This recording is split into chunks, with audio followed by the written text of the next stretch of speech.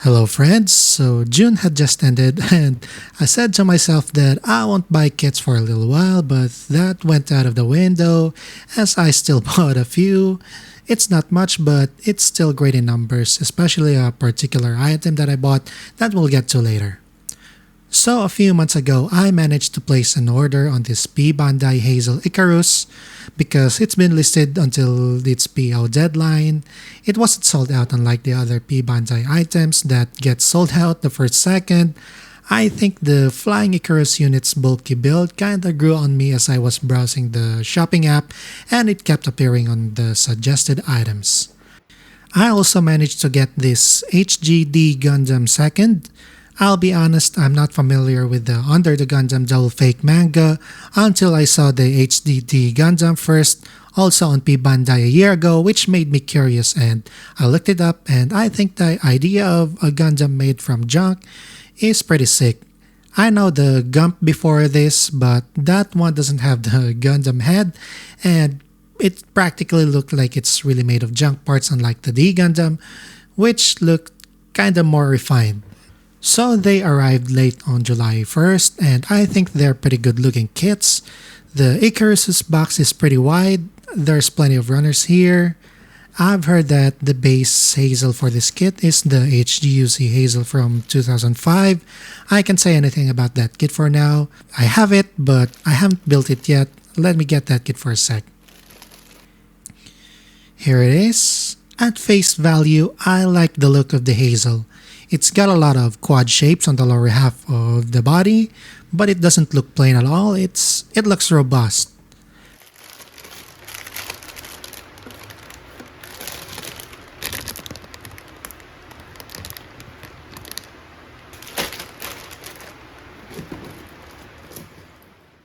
As for the D Gundam second, I was not expecting it to have a thick box. I was expecting it to have a box like the size of the Gundam Revive, since it's a regular size mobile suit and it only had a big shield, but still the box is thick. At face value, I like the design. It had a small waist and I very much like the exposed pistons and frames. It's akin to the IBO suits, but I guess since this design came decades before, it had influenced the aesthetics of the EBO suits. I don't know, maybe I'm saying nonsense, but let me know down in the comments, what do you think?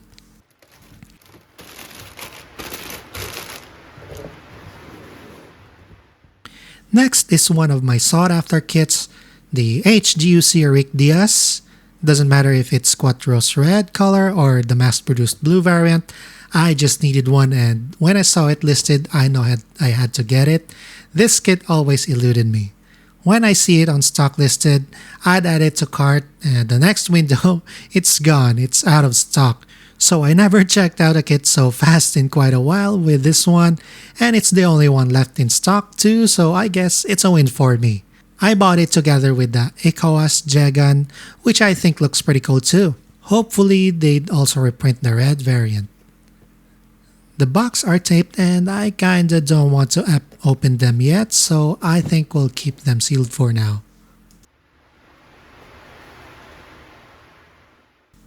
Next are these, the FG Zaku 2, both the charged Zaku and the green ones. I have both 12. Well, hear me out first. I know some of you would say I'm a scalper, but I promise you I'm not. I'll keep these to myself. I'm not gonna resell them for thrice the price. I bought plenty of it because one, they are extremely cheap. I bought it for just 200 pesos, even less from the vouchers, or just around $3. And two, because they're cheap, they are really good for customizations and I'd feel less guilty on using them as experimental kits and you might see a lot of customs using these kits in the future and that's it. And when I bought them, there was still plenty in stock. I bought them in two batches. First, I bought 4 green and 2 reds.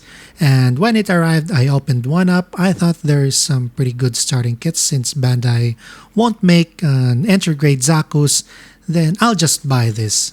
So when I thought they were pretty decent, I bought another batch of 6 for, 6, 4 reds and 2 greens to even them out.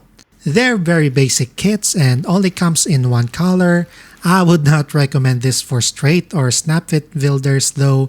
It looks decent, I mean the proportions, the shapes, but since it's only a single colored kit, displaying it along with your especially modern kits, it will look out of place. And it also have the basic articulation and yeah, very basic.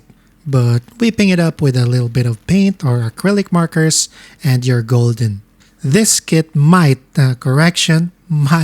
scratch the itch for the HGUC.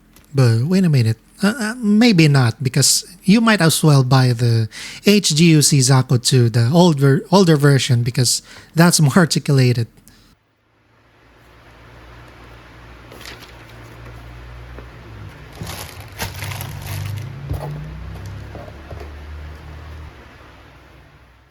Not the least batch of items are these.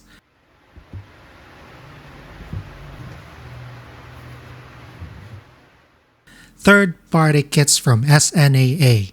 I have decided to dip my toes into the lake of third-party kits, just testing the waters first, so I just bought 3 for now and see if I like them. I am not a stranger to non-Bandai kits.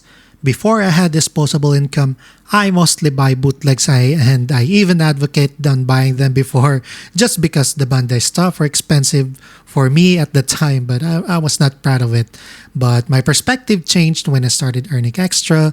I started to buy Bandai and I never went back ever since. But now, a lot of third-party companies are creating their own original designs that genuinely looks cool. Some of them may not make sense at all, but it looks cool and to some hobbyists, that's all that matters.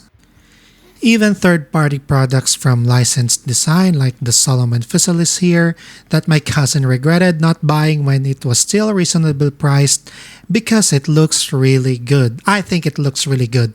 And in my case, I want to try these SNAA roundtable kits first. The Iron Siki, I think they intentionally changed the L to I to make it sound unique. Siki instead of sickle, but I don't know. Who is the Knight of the Round Table equivalent of this kit? Damn, that's a lot of parts. I think that's sick.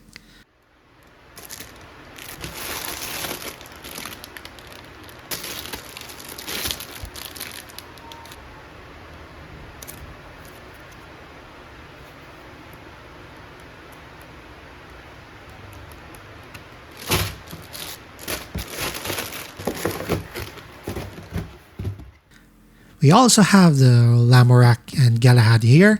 I'm especially excited to build Galahad because it has a hammer and I really like the metallic parts.